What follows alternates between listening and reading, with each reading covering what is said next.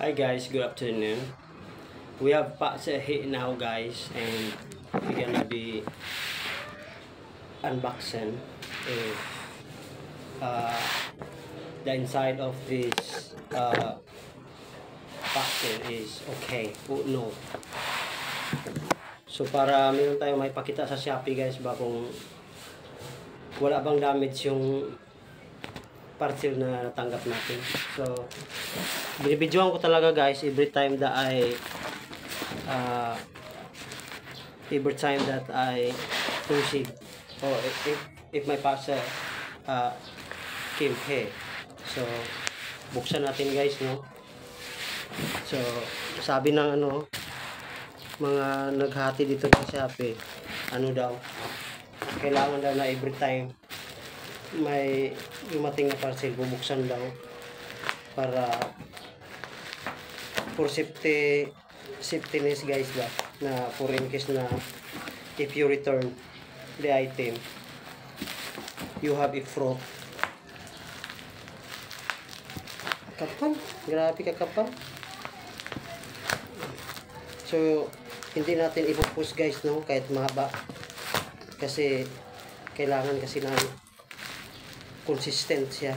So the video is need to be consistent.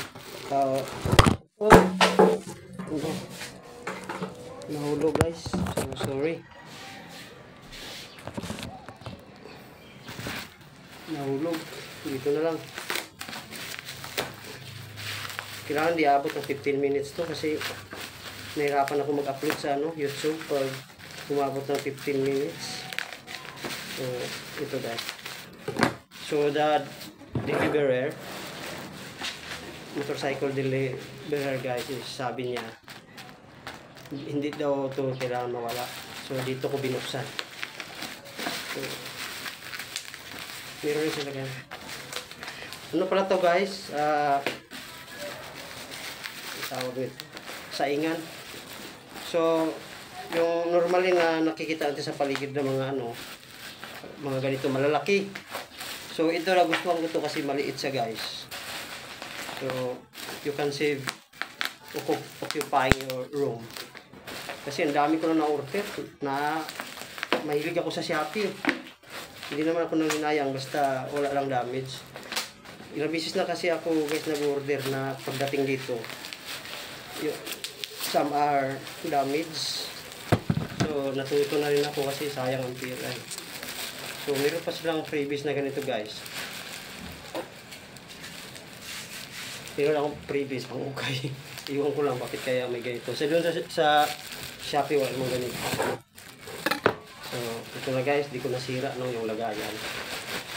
Kasi for in case na damage siya, pwede natin ibalik. So sa mga gustong bumili nito, nasa Shopee lang to. I'm not a promoter, but I'm just a info menu. So, ito yung guys yung opinion. Paano open to? Ganun lang siguro. Atras. Ito na. So buksan natin guys. Yan. Ito yung manual niya guys.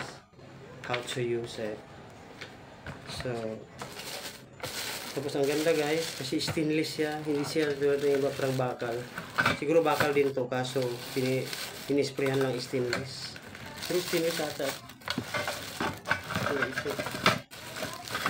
Okay, ito siya guys, no? Ganun talaga yun guys kung ano yung nakikita mo doon. Kaso wala siyang butin. We can try.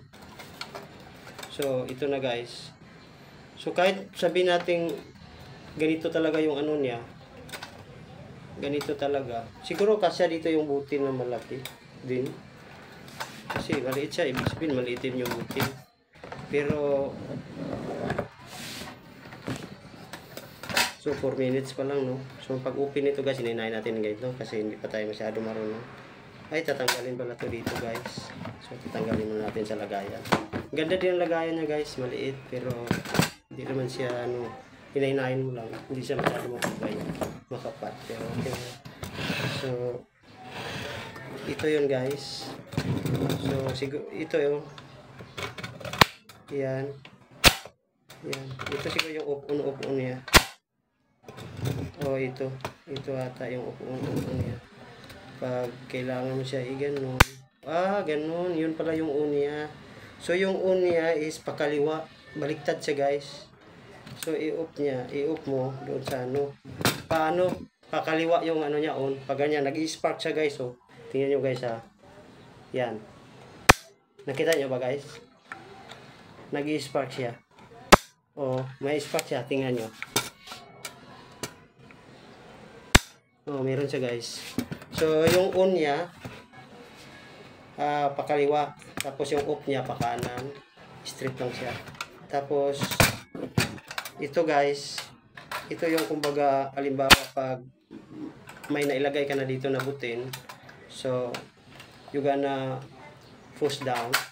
So, meaning, hindi na tatanggal yun. So, yun lang guys, no? Naisipan kong bumili ng ganito guys kasi minsan naubusan kami ng gasol. So isa lang yung gasol namin eh. Halimbawa kung naubos siya ng gabi na tapos kailangan yung magluto, kumain kasi gabi na rin kayo nakauwi. So kaya bumili ako ng ganito guys para pang lang ba? Hindi na temporary ba for substitute. Halimbawa bukas ka pa bibili. So ngayon, anuhin mo na siya, gamitin mo siya.